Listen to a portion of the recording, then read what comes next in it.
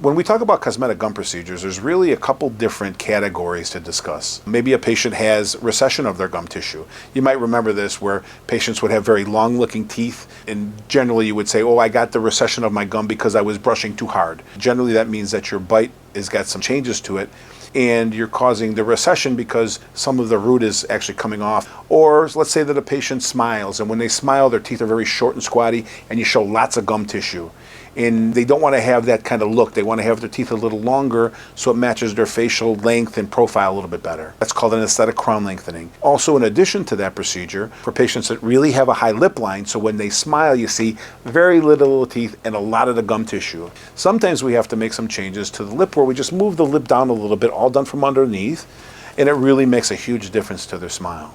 So when patients have the recession, they sometimes just need to have some gum tissue added. Now, where do we get the gum from? Well, there's really two choices. One is the surgeon can take it from your palate, which is your tissue, and it heals very quickly. Obviously, it's your own.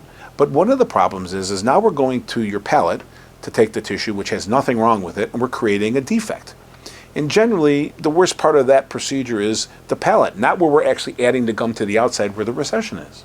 So there are some other options and some other procedures that we can do where we use different types of tissue to do the same thing without going to your palate to harvest the tissue, which is, like I was saying earlier, some of the most discomforting parts of the procedure.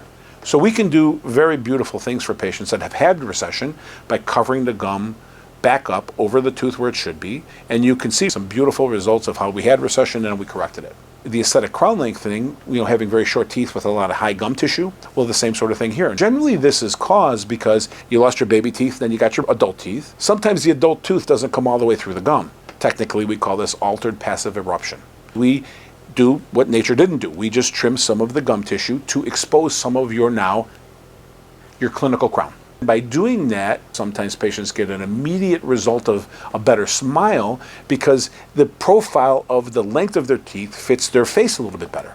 In combination with the aesthetic crown lengthening, sometimes patients will opt to do veneers. Well, a veneer is like a veneer of wood. They're just veneering the outside of your tooth. They're not going all the way around your tooth. So it's much more minimally invasive to the tooth itself. This also is like the final touch to enhancing the smile. Whether you need to have some gum tissue replaced because you've lost it, whether you need to have your smile balanced off because your teeth are a little shorter, squattier in the front, and you want them to match your facial profile a little bit better, we really specialize in doing these types of procedures for our patients and really getting them back to enhancing their smile, because a smile is really a wonderful thing that you should enjoy. I hope that I see you for a consultation to review if some of this might be necessary for yourself.